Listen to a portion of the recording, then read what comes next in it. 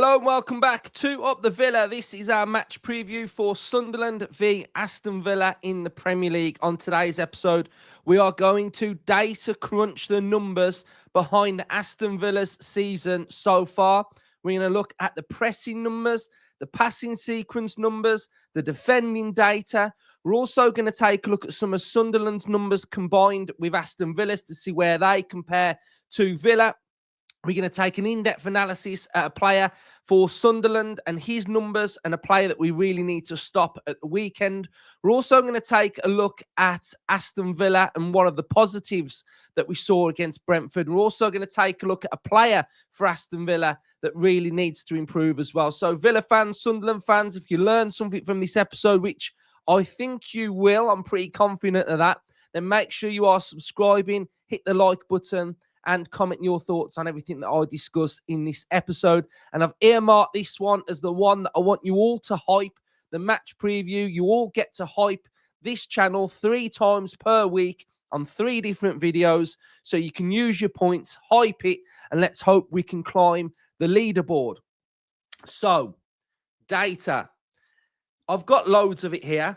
And the numbers are behind Aston Villa's season so far, 4 games in. I would prefer to do this at 10 when we've got a bigger body of work to look into. But we can all see that the eye test for Aston Villa is telling us a couple of things. Slow possession. We are ponderous at time, lacking intensity. The eye test is very, very good because you say what you see. You look at your performances and what do you spot? Are you spotting patterns? But the numbers behind it can also help to tell that tale, to paint a picture or kind of paint a different picture. So one of the things we can say is that we are slow with possession. I've got the numbers that tell us how slow or how fast we are. So then we can kind of merge that with what we've seen on the pitch ourselves. Right, let's get stuck into it then. We got quite a few, so let's get into it. I think it's something a bit different. And this episode is going to be really positive for me as well. So, possession. Aston Villa rank the 5th highest for possession this season with 56.6%, which is good. If we can maintain that for the whole season, we're having majority of the ball against each opposition. Let's do stuff better with it. And that will be pretty decent, right? So we know we've got to score goals from it. We know we've got to be better from it. So 56.6%, and we've got 84.4% passing accuracy. Aston Villa's XG this season is at 3.07 with 0 goals. So our XG should tell us that we should be on 3. So we're missing big chances. And Sunderland's XG is 3.43, and they've scored 5 goals. So they're outperforming their XG, being clinical, taking chances. Right, here we're getting into the good stuff, the good numbers that we all don't know about, but we're about to know about. Right, 10 plus pass sequences. So this is Aston Villa with possession, passing the ball in a sequence more than 10 times. And we've done it 39 times this season. And that sits us 11th in the league. Chelsea, City and Forest are top. Direct speed, we are at 1.79, and that is 11th. And Wolves are top of that. So going more direct, Wolves are top. Villa are at 1.79. Pass per sequence, Aston Villa are at 3.42, and that's 12th in the league. And Chelsea are top. Sequence time, so we're at 9.56 seconds, and we are 11th in the league. Chelsea are top. Build-ups, we've got 5 with no goals. That's 15th. Direct attacks, we are 6, no goals, and that has us 9th. So what I'm finding with our passing sequences, the direct speed, passes per sequence, sequence time, we are in and around 11th, 12th. The average would have us in 11th. So we are mid-table. Now, we are currently in 19th position in the table. So we are probably underperforming what Emery wants from all of that. If that can slightly improve and get into that top 10 for being in and around your passing sequences, your speed, your time, your build-ups, then that can only bode well. But I think we're all right in and around where we are with that. So let's go now into defending. So we have conceded 4 goals, and that sits us in 10th. So not the best defence, but not the worst. Mid-table. XG defending, we are at an XG of 7.38 and we've conceded 4. So this is saying that we should have conceded around 3.5 more goals than what we have. You're looking at big chances. You're looking at Emi Martinez saves against Everton, for example. Bizot's one-on-one against Alanga. He should score. The data would say he should score in that situation. Now, here's a really interesting one, and I find this fascinating, and I'd have never known this without research, right? So this is really interesting. Most shots conceded. Aston Villa have conceded 51 shots so far this season, and that's 6th. So the data is telling us that we're conceding a lot of shots. Here's where it gets interesting when you look at the shots that we are conceding. Shots on target, we are sitting on 11, and that's the 3rd best. So we'll add a couple more, and then I'll get back to this point. Conversion rate, we are sitting, and this is for defending, so we're sitting in 14th, and the opposition have a conversion rate against us at 7.84%, and shots in the box, 70.59%, and 100% of goals are from inside the box. So when we're looking at these numbers then, it's showing us that teams are shooting on our goal, but only 11 are going on target out of 51. So it tells me that these shots are from distance, a lot of them. The 51, a lot from distance. Only 11 are on target. That's the 3rd best in the league. So we're stopping teams from shooting on target on our goal. We're doing that really, really well. But virtually 71% of those shots that are happening are in our box. And that is also showing that 100% of goals that are being taken from inside our box are going in. So we haven't conceded a goal from outside of our box. So we're kind of defending all right. So we have been fouled 51 times, and that's the 2nd highest in the league. And we've made 44 fouls, and that's the 8th highest. So this also shows that teams are trying to foul us more. That would stem our flow, break down what we're doing, and that looks like that's a tactic on beating Aston Villa. Aston Villa in possession, foul them, break it down. That's pretty interesting in itself as well. Now, we're going to take a look at pressing now. So a pressed sequence, Villa on 39, and that's the 11th highest in the league. And Sunderland are at 7th. Passes per defensive action, 11.8, and that has Aston Villa in 10th, Sunderland 15th. The lower number, move aggressive pressing style. So the lower the number, the more aggressive pressing style. So if Villa are in 10th, it shows we are not the highest in being aggressive at pressing, but we're not the worst. And Sunderland are at 15th. High turnovers. So this is where I find something really interesting. So this is where we are winning the ball back higher up the pitch. So high turnovers, Villa are in 8th place for winning the ball back higher up the pitch, which is quite surprising, really, because sometimes I think our press is good. And then sometimes I think our press is non-existent at times. But this is saying that we're winning the ball back higher up the pitch. And Sunderland are 14th, Brighton are top. High turnovers, Aston Villa have turned over the ball 25 times, and the highest is Brighton on 31. So we're not far off. But this is where it gets interesting. What are we doing once we've turned over the ball? Now, we've turned over the ball high up the pitch 25 times, and we've only had a shot after 2 of them.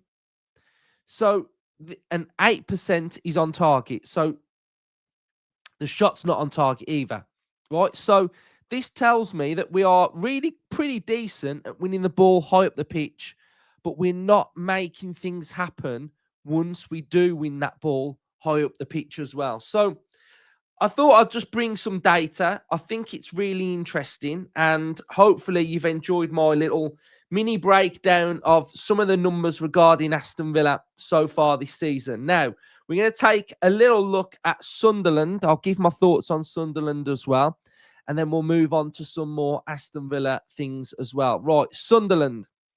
I actually really like Sunderland. I respect them quite a lot. I remember, and this is why I love football. You know, if I think of Sunderland, do you know what I think of? I think of being at my nan's as a young kid, listening to BBC WM and hearing about 2 strikers. I'm hearing about Quinn and Phillips, and I can remember so vividly hearing Quinn, Phillips, and it must have been the season when it was big man, little man, and they're doing really well. But it's always stuck in my head. So I've always got this like soft affinity with Sunderland because I remember being at my nan's, just probably like playing with my toys, but just hearing like Quinn and Phillips going on. So yeah, and I think, do you know what? Like I watched Sunderland till I die, and I think what I got from that most was they were a really bad football team, but the fans absolutely love it. They're so passionate.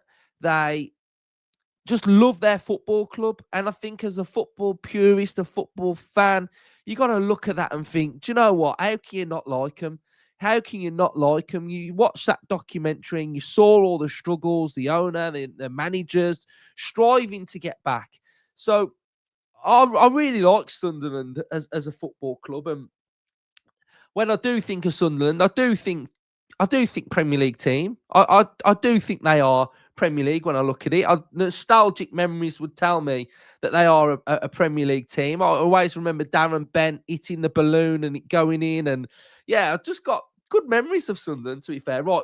Their manager as well, fair play to him. He's got it going straight away. They've backed their team. They've had a real good go. They have got a good team. They've got some good players, good central midfielders. So they are a 4-3-3. Their fullbacks will get forward to an extent on both sides. They've got Talby, who we saw in the Champions League last season, Adingra, who scored against us before, Isidore up top. And their strongest area for me, their most competitive area, is in central midfield. Xhaka, Siddiqui, and Diarra. Diarra will be the one that will just get up and try and make up that front 4, or if a fullback can get forward as well. He's in and around these areas, working hard. Goalkeeper had a worldie against Crystal Palace, and they are a well-coached team. The 4-3-3 should suit Aston Villa.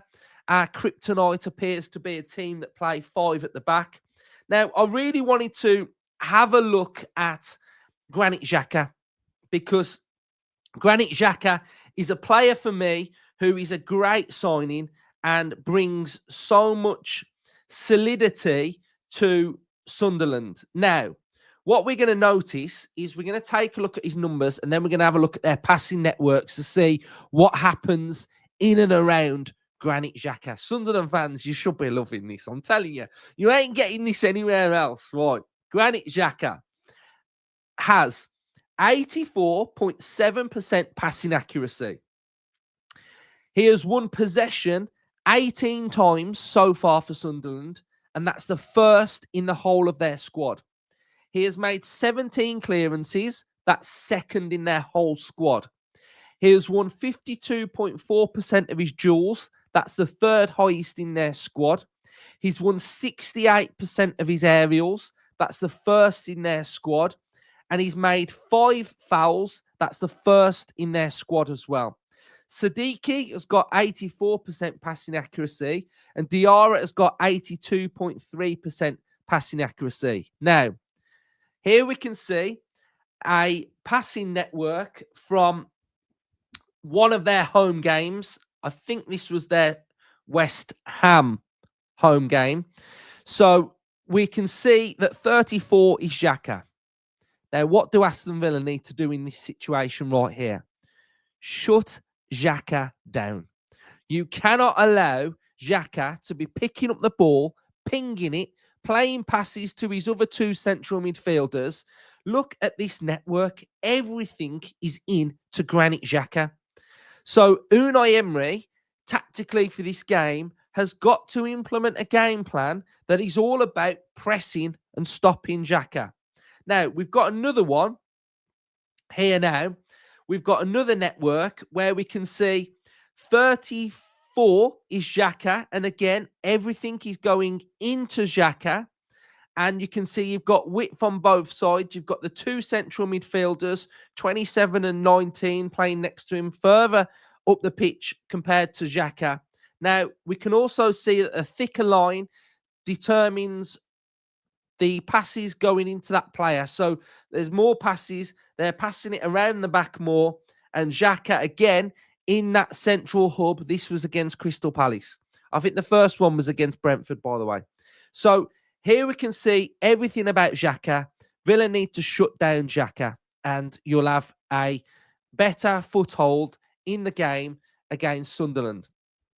Right, next up, we are going to take a look at a bit of positivity with Aston Villa. Now, Aston Villa, for me, have been getting some things right and some things wrong this season. And we're going to start with a moment against Brentford. Now, at times, we are passing it out of the back well. At times, we are going long and things aren't sticking. And I think now I'm starting to just look at some players for this game. I'm looking at Watkins. I'm looking at Rodgers. I'm looking at those little clip balls that are going to be going into him. Hold up is key for Villa. And this highlights it perfectly for me. So here we've got a Aston Villa passing sequence where we are building out from the back. Now, what we can see is that Bizot has got the ball. So Bizot's got the ball. We've got 2 options. What a lot of teams are doing against Aston Villa at the minute is shutting down the pitch in the middle of it, right? We can see there are 6 Brentford players in the middle of the pitch. Now, I've spoke about this before. Football sometimes is very simple. It's all about numbers, right? We've all got 11 players and we've all got 10 outfield players. Now, if we look at this situation right here and we're going, well, there's 6 of them there. So if there's 6, we can add, can't we? We add 4. That makes a 4 at the back right now. And that will leave your goalkeeper. So if we've got 6 in midfield centrally and a back 4 right now, and what you can see from this is that one of their centre-backs has jumped. So he's gone to Sancho. So that's one of the 5. So we got 4 at the back now. Right. Now, what we're going to find is that where's the space? The space is out wide. Because if these are all central, these have all got to shift over. These have got distance to move. They've got distances to cover. So if we move the ball out wide quickly and isolate the opposition, you'll start finding space. And what happens, and look at this, this is in the 48th second of the game against Brentford. Now, we move the ball out wide, and what you can see is that everybody shifts across. They're all now shifting across to try and box us in, win the ball higher up the pitch, and then what they'll be able to do is they'll be able to break into those areas through there. But what we actually do is we get quite clever. Maatsen plays a nice little chipped pass into Daniel Marlon, who does hold it up. You know, he's being sort of like manhandled here. He holds it up and we go into a central midfield player. Well, notice already now that we've kind of got 5 players, because this is the one player that was involved in this moment at the time anyway. And now look, this is Unai Emery's Aston Villa that we have seen for the last 3 years. Turning over opposition teams here, bypassing the midfield completely, and we've got 1, 2, 3, 4 up against 3. This little chipped dink from Ian Matson is a blueprint of what we've got to do against teams. Don't go, I'm not talking about Bezo smacking it long and it's a tussle 1v1 defensive action where a defender's going to gobble it up. This was a timed precision pass from Matson into the forward. We've turned over the opposition and we are tearing down on the Brentford goal. Now, it wasn't the greatest of pass from Sancho. It was a bit behind Elliott. But Elliott here, you can see now, he has got the ball. And I actually feel like he should have released it straight away. If he'd have released it straight away, Guesson would have been in a 1v1 situation a lot easier and a lot better. He delays it too much for me. They get back, we play the cross, we get a shot on target.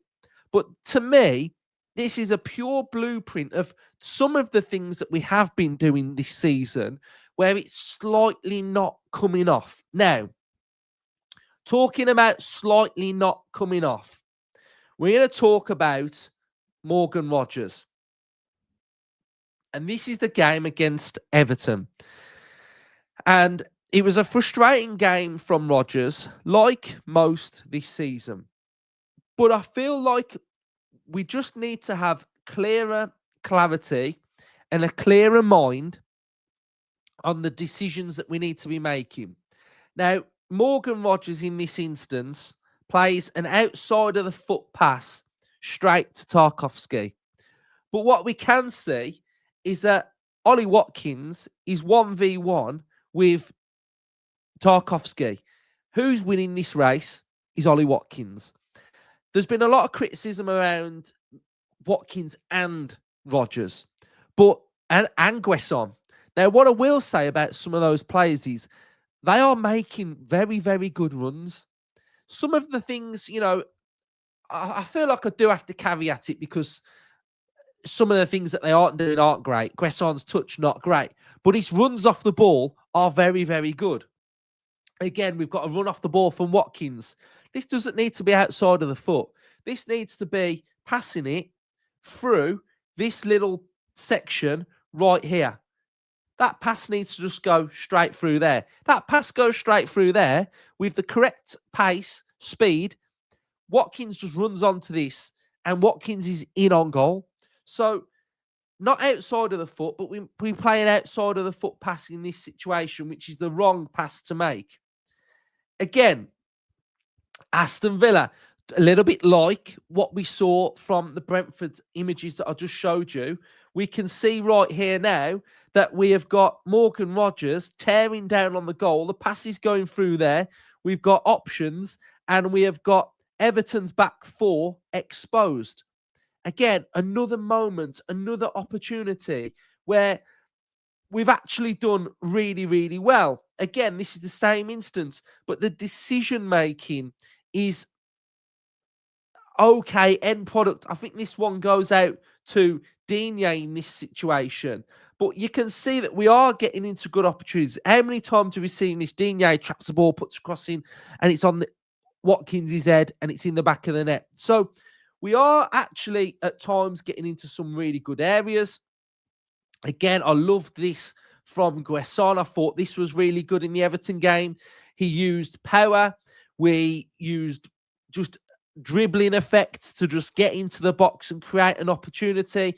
But again, Guesson driving forward. We need to see more of that from Guesson. We need to see him being a little bit more confident. Now, this, again, is a very big moment from Aston Villa. And I wanted to pick up on this one because it shows Aston Villa's system perfectly and areas that we're trying to get into. Now, What happens in this one is possession just ends up being possession. But in a second, we're going to go to one a few moments later where something really does happen.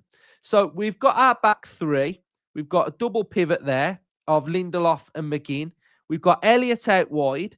We've got Guesson. We've got Rodgers, Marlon. So again, we are quite central and we're looking for this pass into here. This is what we're looking at.